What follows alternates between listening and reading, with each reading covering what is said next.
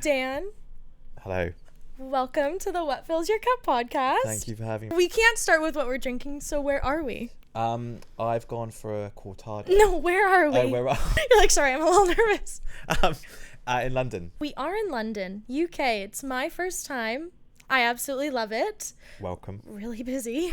Really busy Yeah, here. it's a little bit potentially overwhelming if you're from It is very the overwhelming. very quiet and sweet streets of Vancouver. Yes, which we'll dive into that or tap into that. You actually used to live there for a bit, but before we get into the conversation, what are we drinking today?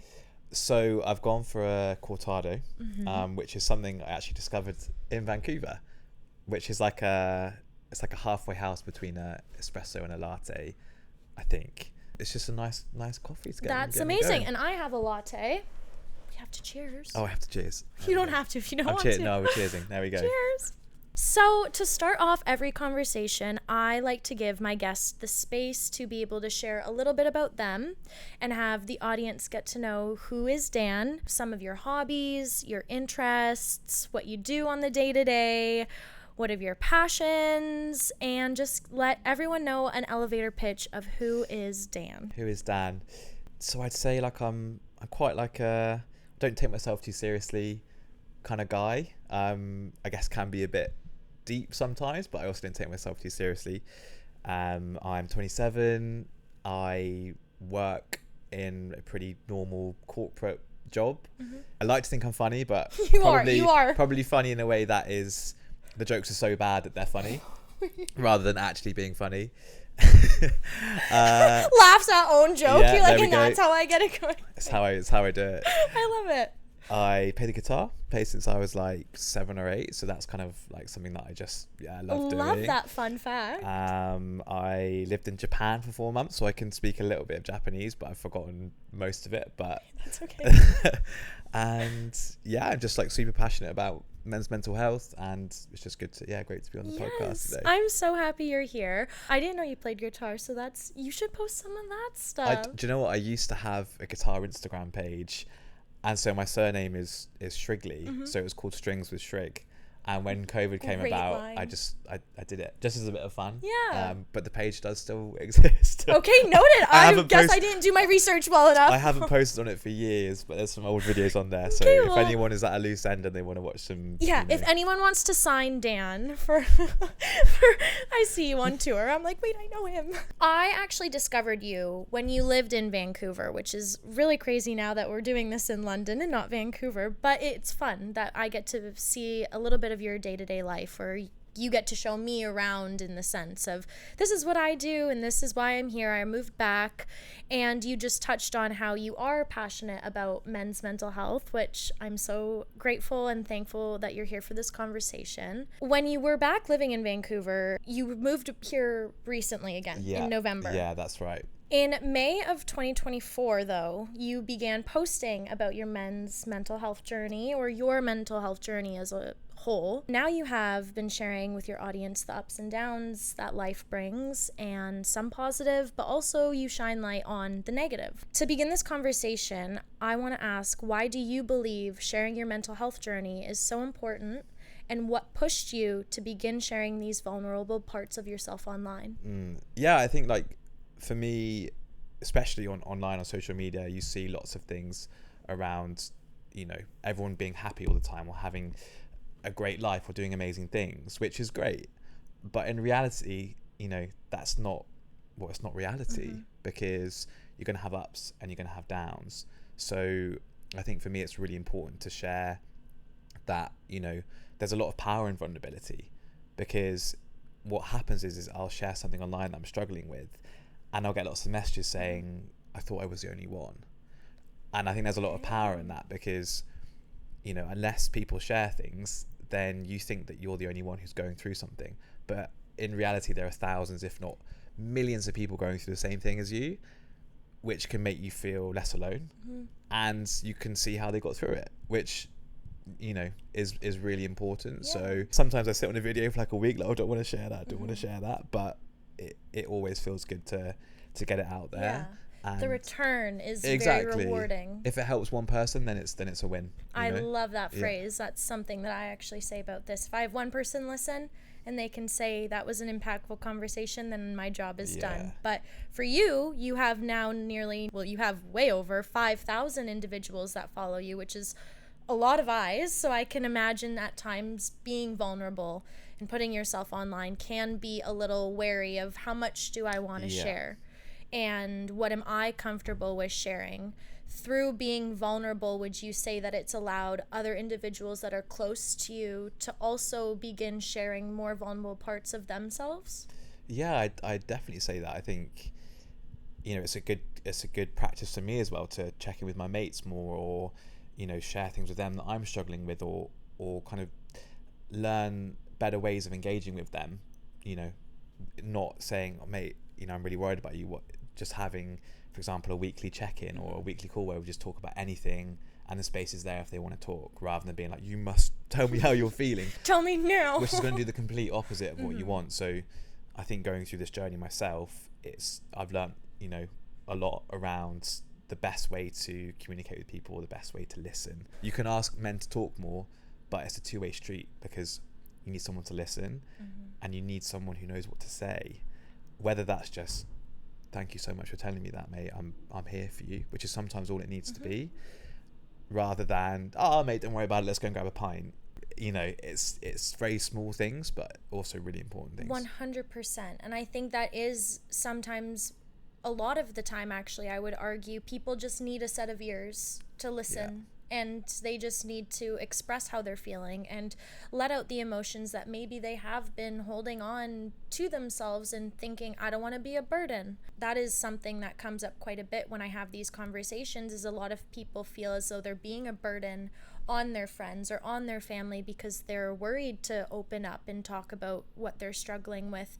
When in reality, I think a lot of friends and family members would say, I'd rather you tell me so I can try my best to help you, or for you to know that you just have someone to listen to. Exactly. It's just, the option is there. Exactly. If you need it, which is I was telling you about the community, like that's why we set it up, is because that space is then there if somebody needs it.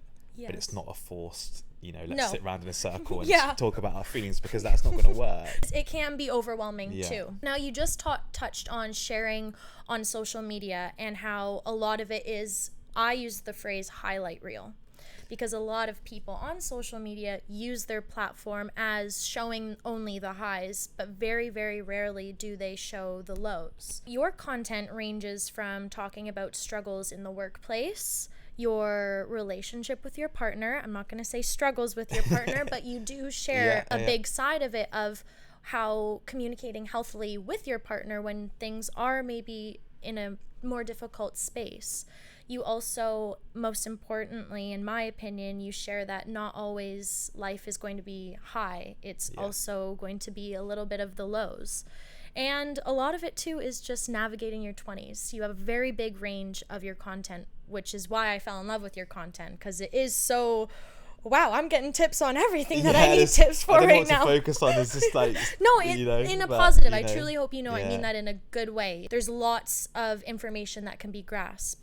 How has being so open and honest assisted you in not only your relationships, but as well as building connections with others? Yeah, I think there's lots of things to talk about there. I think that the first thing is that by being open and honest, you can immediately make yourself feel less alone, and also make somebody else feel less alone. And I think that's really powerful. Like I said before, I thought I was the only one. So by being open and honest, you can give yourself that immediate relief. And it all comes back to, men have been told to talk more for a long time, but I don't think they've ever been told why they should do that, right? And for me, there's three reasons. The first one is around what I've just said, around feeling less alone. The second one is that it's like a refined like Google search, because if I share something with you that you've also been through maybe 2 or 3 years ago, you can give me really good advice because you've been through it yourself.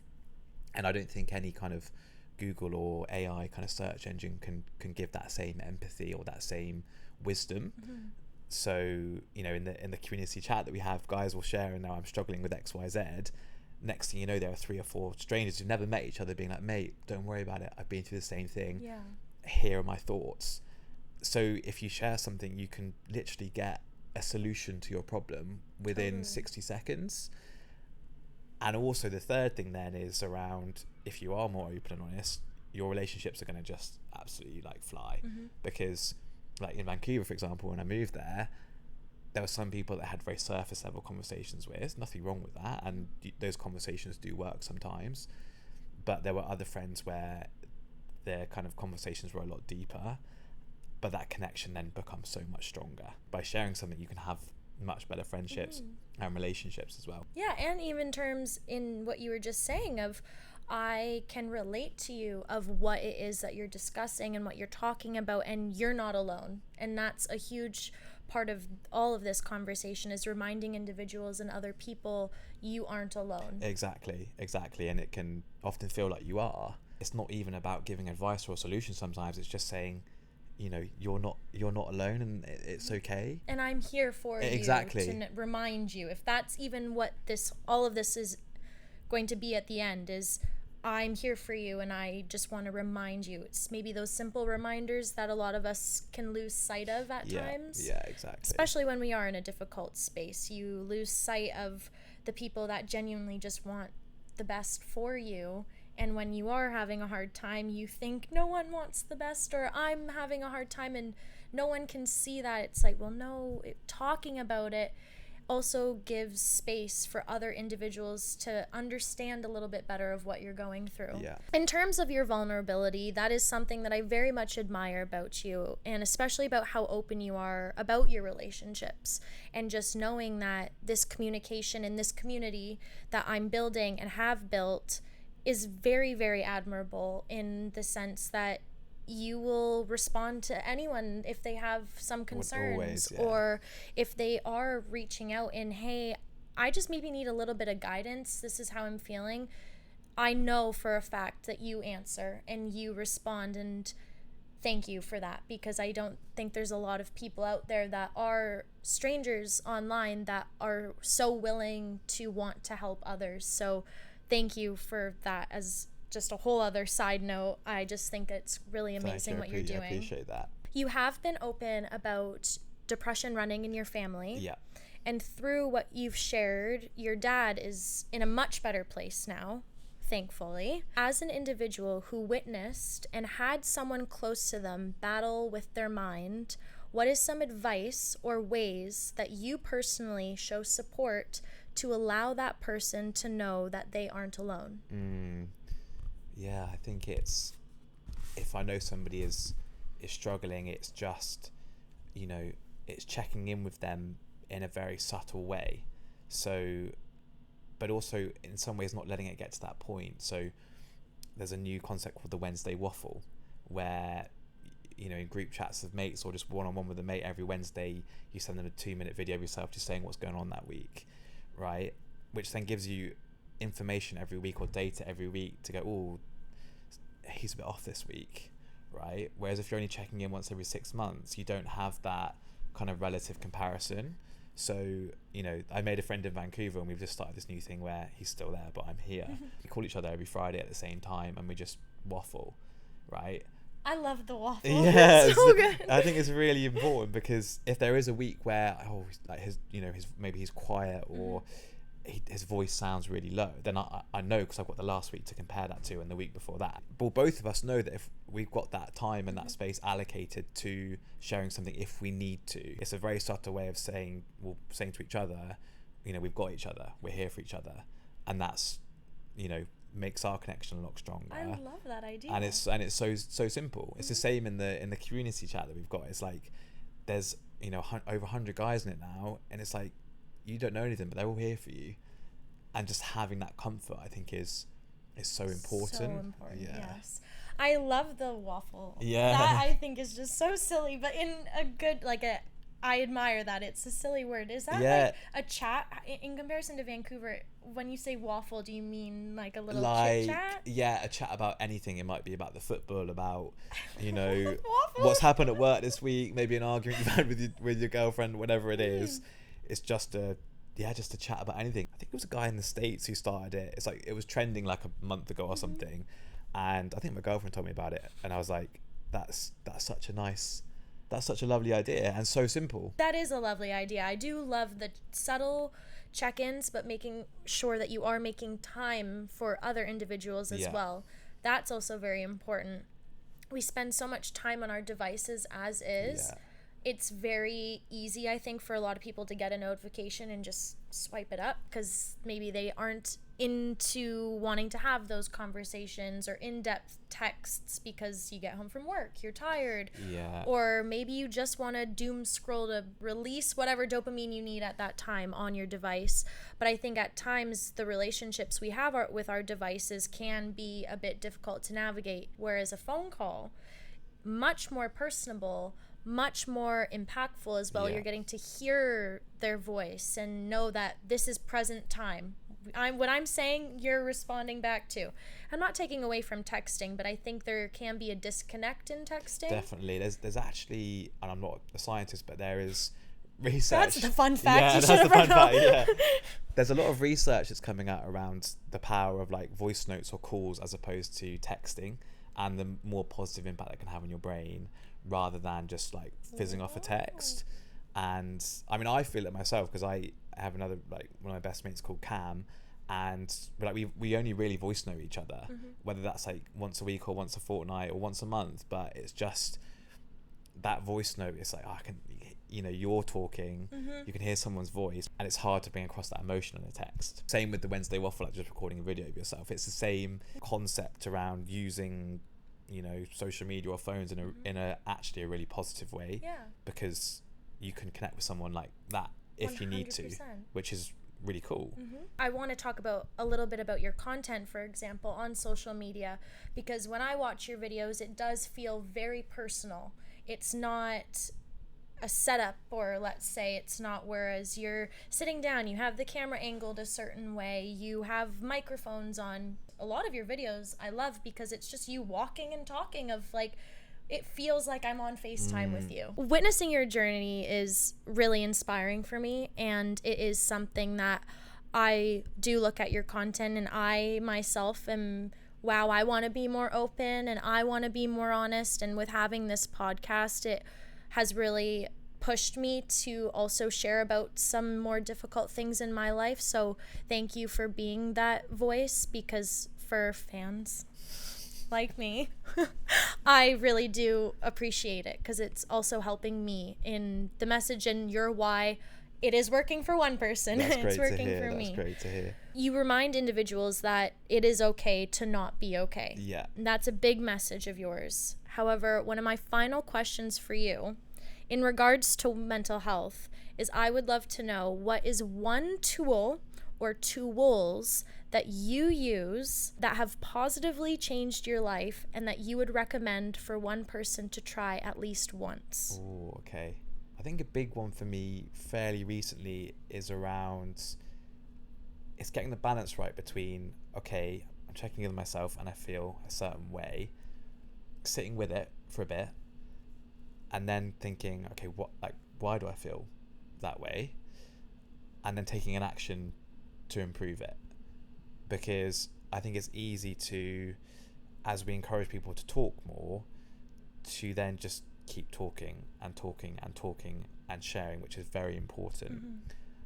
But there does come a point where it's like, well, what can we do about that? For example, you know, I feel really overwhelmed at the moment, and I feel a bit emotional. Okay, like, I'm gonna sit with it. Why do I feel like that? Oh, because I'm working 14-hour days. Unless something changes, that feeling is not going to go away, because that feeling is it's like your body trying to tell you something, and it's really clever. And for me, it's like all your emotions are like, think of it like a row in a spreadsheet, and they're trying to tell you something. Some of them are really great, like you're really happy right now because you're playing tennis with your mates and you love tennis and you love your mates, so that's great. Oh, you worked 14-hour days this week for the last 5 days, you're exhausted, you're stressed, and you're overwhelmed. So I'm making you feel like crap to tell you that, you know. So it's that balance between sitting with it, checking in with yourself, chatting to someone about it, and then thinking, okay, what can I do about this? Because unless there's an action, nothing's going to change. Totally. So that would be my kind of like, it's not like a specific tool, but it's something that I'm trying to do more of. Is, okay, I feel this way, what can I do about it? Listening to your body and exactly understanding that, okay, I can recognize when I'm on these highs, or I can recognize when I'm in a good spot, but also I can recognize when I'm starting to feel those lows, and neither are bad, neither are exactly. It's not getting, I used to get so angry with my brain, like, oh, like, stop making me feel this way, or stop putting these thoughts inside my head. But it's really important that it's trying to make your life better in the long run. In the short time, it's uncomfortable because no one wants to feel like anxious or down. Like, they're not pleasant emotions, but they're important because in the long run they're going to make your life a lot better. Totally. And also understanding how to navigate those emotions. Well, exactly. And I think especially for guys, we've almost been trained to ignore them. Right? You've been trained to, like, appear strong and, like, shut them off. And I think, you know, again, it's around, well, why should guys talk? It's the same with emotions. Like, why should you listen to your emotions? Well, because they're literally like your best mates trying to just check in on you and tell you something. So listen to them rather than, like, you know, getting angry with them, being like, leave me alone. Lots of guys have been raised in that way, or, you know, with society's expectations to shut them off. But my advice would be is that, sometimes, like, happy-go-lucky, okay, doesn't matter, there's an emotion, I'm just gonna leave it, that's all right. But sometimes it's like, okay, this is coming up, like, every Friday, this same thing is coming up. Why is that coming up? What can I do about it? And also, I'm here for you, and as much as you need to be there for yourself. I think that's another point that you were getting at, is you have to check in with yourself to make sure that you're okay, because you might not recognize it because they're your emotions, but other people can recognize that when you are in those highs and lows. So I think understanding how to navigate yourself is very important. And I love that advice. It's very important to remind others. You know, check-ins with your friends are important, but also checking in with yourself is just as important. So my final question for you is one that I ask all of my guests. And that is, Dan, what is your favorite thing about yourself? And why? Oh, this is good. I think it's got to be, I think it's only recently I've like realized this, and I have lots of weaknesses and lots of things I'm not very good at, for sure. But one thing I do really like about myself is I'm a massive empath, and if a mate is struggling with something, or a stranger, I can listen to them and I can help them through it and give them advice and kind of almost problem solve it whilst being understanding what they're going through. And I love doing that. You are 100% an empath. Through what I've seen of you online, and now having built a friendship past just knowing you online, you are an amazing listener.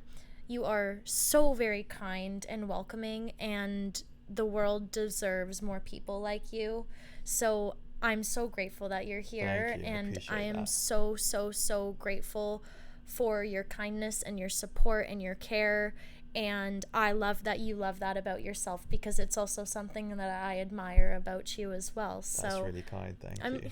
Dan, I did want to say the biggest thank you for Thanks coming for having me and spending time with me this afternoon. And like I just mentioned, I'm so thankful that this is now a friendship that is beyond just seeing the FaceTimes on the social media page and past the texting. I'm grateful that I've actually been given the opportunity to meet you, and I'm so excited for everyone to meet you as well. Yeah, so likewise. Thank you. Everyone, please go check out Dan's social media platforms. He will be linked in the description box, obviously. Before I sign off, if you haven't heard it today, I love you, and do not forget to tell someone you love them, because you never know who needs it a little extra.